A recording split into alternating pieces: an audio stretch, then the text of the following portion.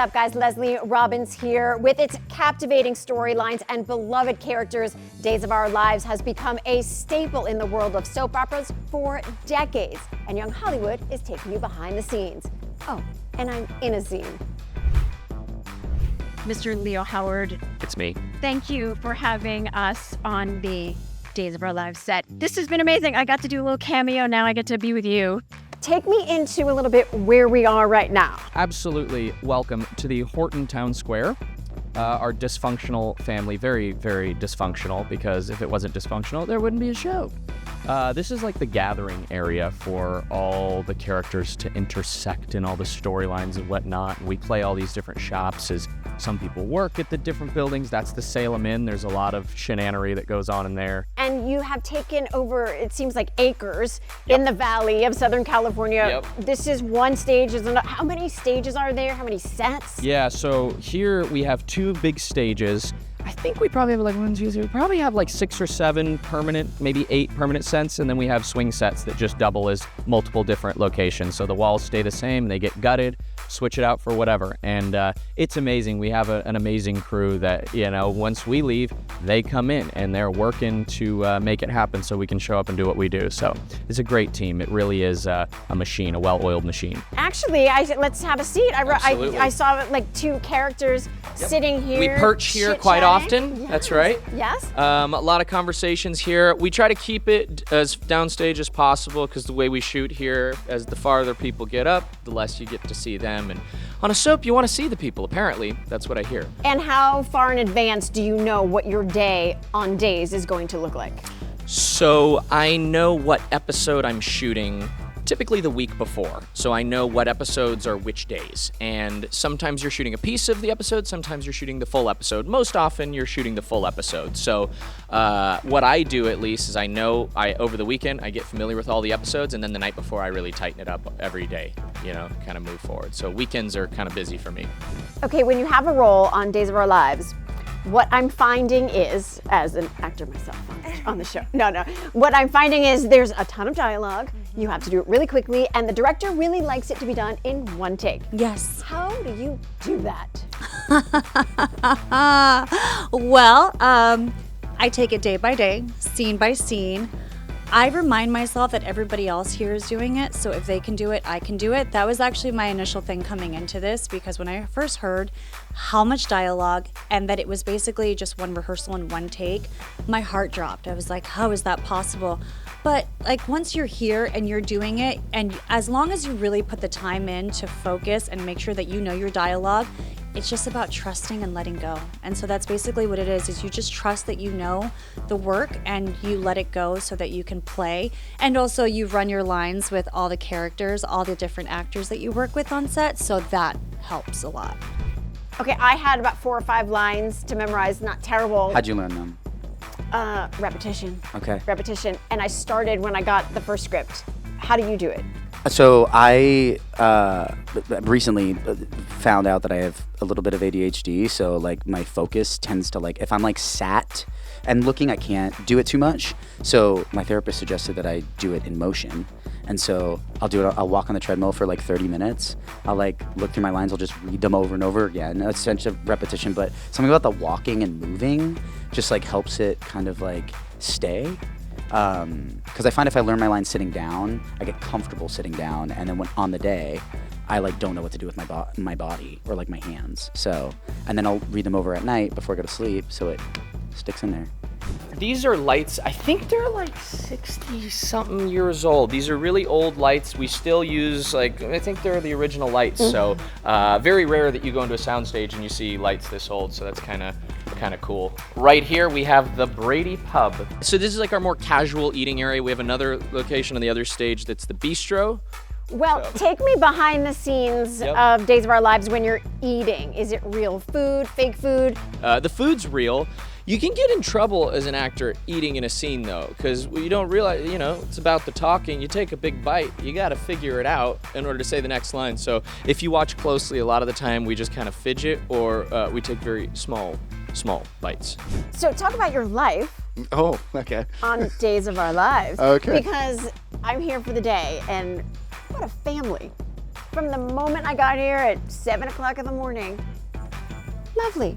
What can I get for you? Here's the. What a lovely place to come to work. I know. Well, we knew you were coming on set, so they changed everything to make us all come across as though we're really nice to each other and we're a really fantastic family, but it's not really like that. We despise each other. No, it is a wonderful group of people. Many have been together for a long, long time. I've been on the show for 4 years, and once you really settle into the swing of things, it's a beautifully well-oiled machine, and everyone just takes care of each other. Everybody's insanely grateful that we're here and to be working, and it is an awesome place to work, as you have seen. I like this set. This is the detective area and then also the interrogation room. Salem PD, I love it. That's right.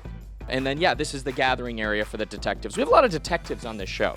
A lot of murders and crime scenes and kidnappings and babies disappearing. And, you know, we just keep the drama going.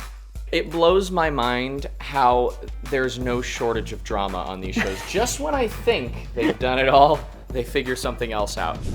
Let's look at you. You look stunning. Thank you. Head to toe. Makeup and hair and wardrobe team is. Can we talk about it? I showed up like blank canvas and like, went through the car wash. I know exactly. Just show up and they're like, okay, let's wake you up and do it. It's amazing. I couldn't have asked for anything better. Like I said, I love this role. My wardrobe is killer. Every time that they present me with things, I'm always just like in awe of just how beautiful all of the choices are. So sometimes I have a hard time choosing. But I love the wardrobe, and then my hair, makeup, and obviously too, everybody gets their different hair and makeup team. We've worked over the months to really find out what works too. So, because everybody's canvas is so different, and you got to figure out what works on the face. So now I feel like we've gotten to a place to where I love everything. Take me through a day in the life of your day. Get here at 6:30 in the morning, go do a wardrobe fitting. They present me with a couple of different options, and I basically get to choose whatever vibe I feel, whatever speaks to me.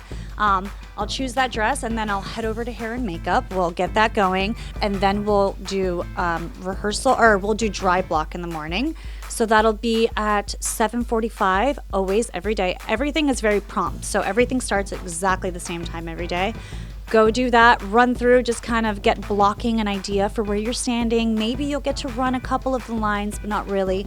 Go back to hair and makeup, finish that up, find your scene partner, and depending on where you're shooting within the day, if you're shooting early morning, it's really go, go, go. I mean, no matter what, the entire day is a go, go, go, but find your scene partner, run your lines until you both feel comfortable, get dressed, and then you'll hear over the loudspeaker, all right, tunes, come on up for touch-ups. And then once you go, you basically get on set, you do a rehearsal, and then after the rehearsal, you shoot the scene, and you do that with every single scene until you're done. And then it just goes by, just like that. So a typical day, just say for example, I am shooting one episode, but it's split up into multiple kind of sets. You get in, just say 7 o'clock in the morning, you'll go to hair and makeup, you'll maybe do a dry block, which is, we do a brief blocking of the scene, so it makes it, at the time of shooting, go faster.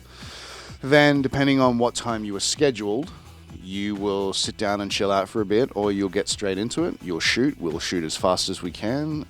If we can do it in one take, we will do it in one take. Well, welcome to the small park area, or the private area.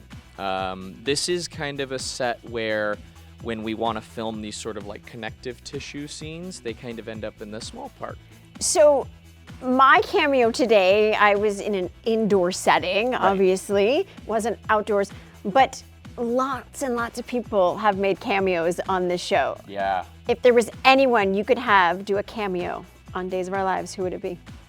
Probably my wife again, because I've never gotten to work with her and be in a scene with her, so that would have been really cool. So I hope that happens. I would like just anyone from, shall we say, if you want to call it mainstream, just some big name. Jennifer Aniston, because her father was on the show. Her father's quote is in my dressing room, by the way. There you go. There you go. Yeah. Yeah, that would be fantastic. Just anyone like that, just randomly, like Brad Pitt, pop along.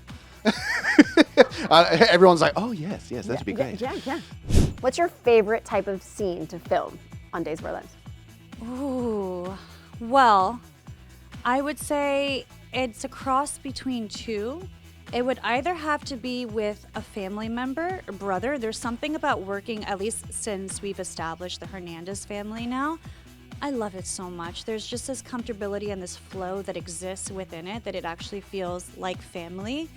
The fans go nuts for Days of Our Lives, and you've been shooting for a while, but because it's so many months ahead, the fans don't know you yet, but by the time this airs, they're going to. I know. Are you ready for the onslaught of fandom? I'm scared. I'm really scared. Because I was saying the other day, I was like, I know how much this show means a lot to people, to a lot of people, and I just want to make sure that I'm taking good care of it and like respecting the energy of it all. You know what I mean? I don't want to I'm not like here to like come in and like change the format of anything. I really just want to assimilate and hopefully tell a story that makes people think. And that's in any job and anything that I do is like, I love starting dialogues. I'm a big yapper. I don't shut up. But I really do hope that this story propels something like that forward and like that we can develop a relationship and things. Because I think